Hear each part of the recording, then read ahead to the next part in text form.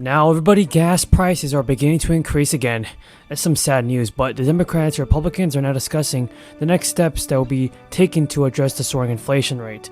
So far, several lawmakers have already proposed a one-time stimulus check for pretty much all Americans, while others have also put forward legislation that would actually give monthly relief checks, but to a more targeted group of people. Now, this may mean some people may be left out of extra financial aid, and also Governor Newsom is criticizing the oil companies who we say are fleecing Californians with gas prices that are disproportionately and higher in the Golden State. In a recent video, Newsom said that in the windfall tax, it would ensure the profits go directly back to help millions of Californians who are paying for the high gas prices. Democratic leaders in the California legislature do support the windfall tax on the oil profits, and while Republicans believe Newsom should suspend the state gas tax to provide some relief at the gas pump, it's just not happening. Gas prices in California continue to creep up again, reaching an average of $6.30 a gallon for regular on Saturday.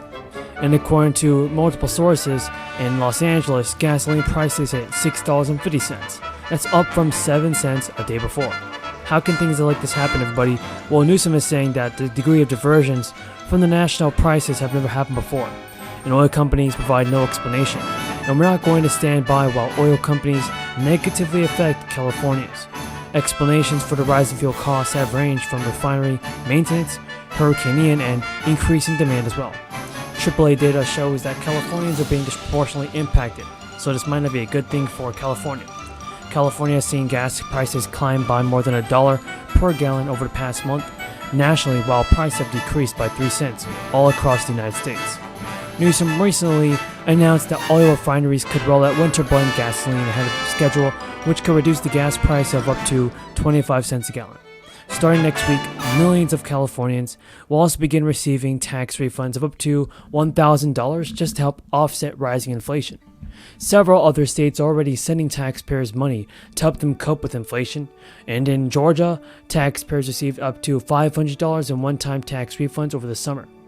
So the governor of Georgia, Brian Kemp, he said this, everybody. He said as hardworking Georgians face rising inflation caused by federal government policies, we are doing what we can to provide relief by returning their money back into their pockets.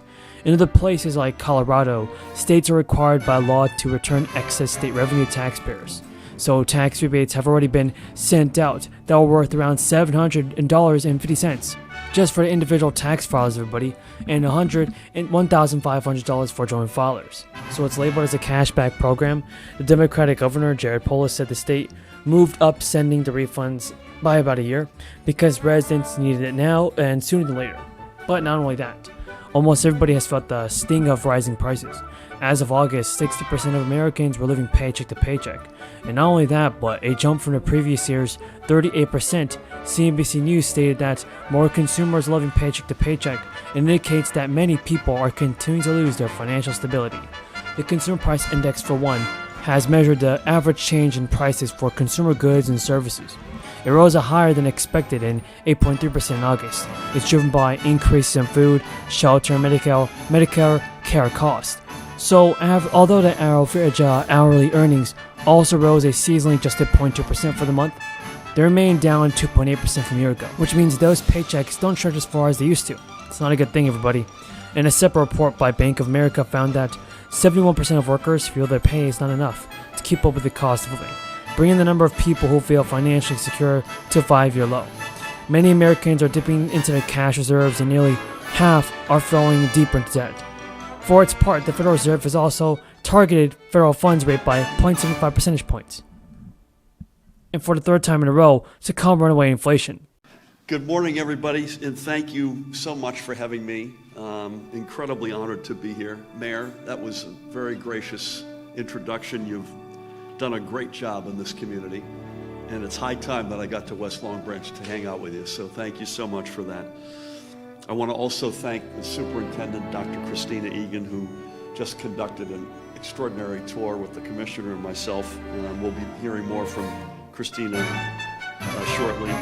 Director of the aforementioned of Special Services, Lolita Iacono. Lolita, where'd you end up?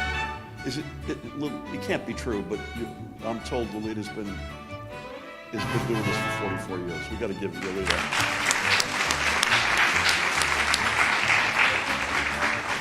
That is really, really incredible. God bless you. Principal James Earhart, I do when I'm in a school, I do what the principal tells me to do. So if I get out of line, let me know. And I want to also welcome all the educators, staff, especially the kids from Betty McKelman Elementary School. I also want to thank, because they were really good to us, Mrs. Miles and Mrs. Broner for welcoming our acting education commissioner, Dr. Angelica Allen McMillan, and me into their classroom this morning to spend some time with and to learn right alongside some incredible young people. I have a new appreciation for color, mothers versus children, and other assorted lessons. Before I go on, I have to note, and by the way, I know this not just because my team told me this, my oldest son, Josh, told me this, and that is that this is McKelman Elementary's Spirit Week. And the theme for the week is the Week of Respect, and today is Team Jersey Day. And I frankly wish I'd come a little bit more appropriately dressed, speaking of wardrobe malfunctions. But for kids, earning to respect each other's differences can be as simple as learning to respect their choices of sports teams and the teams that they root for, and that we could be competitors on the field but friends off of it. And I think that's a terrific lesson to learn, and I'm pleased to see this lesson in action. The reason my son told me FC Dutchman is a big soccer team that has a huge presence in West Long Branch, and he's been associated with that. So for many reasons, I'm thrilled to be here. And by the way, we had one Packers jersey and one Giants jersey, and I noted that they were facing off this Sunday in London. So a little bit more. I gave her a hug a minute ago, but I'm incredibly honored as well that we're joined by the Senate Majority Leader, Senator Teresa Ruiz, who is a true champion of education, period, and of preschool education. And Senator Ruiz is also the former chair of the Senate Education Committee, and so she comes by this with great experience. Donna Chair is in the House. Donna, great to have you President of the American Federation of Teachers in New Jersey, and to you and all your fellow educators, bless you. I said to Donna I didn't recognize her without her camera, and she solved that riddle for me. So, as the mayor mentioned, we are here today to help inaugurate, although a few weeks into the school year, this new class of pre-K learning here in West Long Branch. And these children, full day, by the way, and very importantly, these children are among the more than 2,100 3- and 4-year-olds in 27 districts statewide who now have access to free full-day pre-K thanks to the state budget's investment of $26 million in pre-K expansion aid. And this is a critical part of the budget that we enacted with the help, as I mentioned, of not just the Majority Leader who's with us today, but the Senate President Nick Scuteri, the Assembly Speaker Craig Coughlin, and their respective colleagues, including a guy who wanted to be here today and could not, and this is in his backyard, Education Committee Chair Senator Vin Gopal, who again hails from here in the 11th District. And I also want to give a shout out to Assemblywoman Pam Lampett, and all of them were incredibly instrumental. And to be sure, by the way, this is a good opportunity for me to look to the cameras and spread the word. There is still a remaining $14 million in available expansion aid in this very year. The department under Angelica's. Well, I know our future is bright when I look at these young leaders. Governor Gavin Newsom, thank you for that introduction. It is, of course, so good to be back in my home state of California.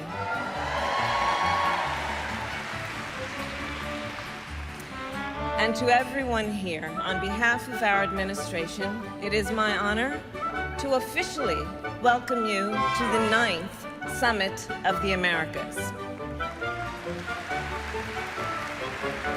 Finally, there is a big update on the Build Back Better package. President Biden is meeting with Senate Democrats Manchin to gain his support on the next spending bill. Chuck Schumer is also making a relief package his top priority.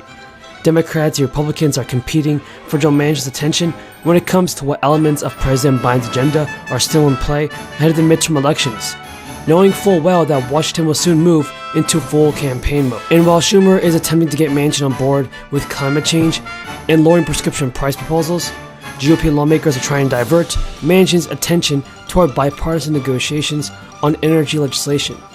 Schumer is privately trying to negotiate with Manchin on a budget bill that addresses climate change and lowers prescription prices.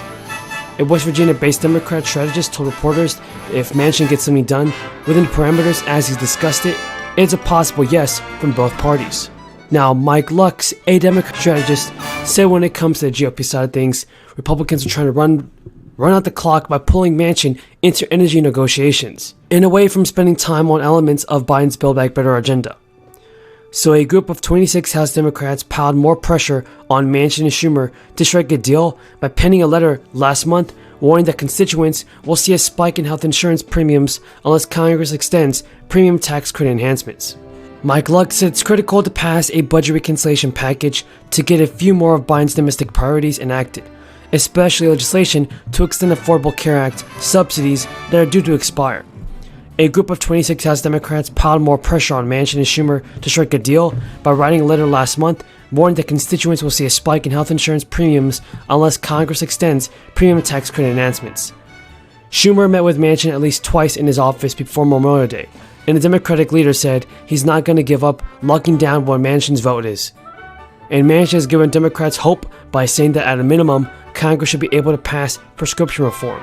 Speaking at an event in West Virginia, Manchin and Democrats must pass legislation to lower prescription prices before the midterm elections. Democratic strategists say getting just a few pieces of Biden's agenda passed would get a major boost to vulnerable Democratic senators and Republicans and representatives that are in the midterm elections. Now, President Biden just announced his administration had secured 33 million bottles of safe infant formula. It is an announcement from Twitter. The president shared that over 127 million bottles of safe infant formula are heading to U.S. shelves as soon as possible. The announcement comes amid a baby formula shortage stemming from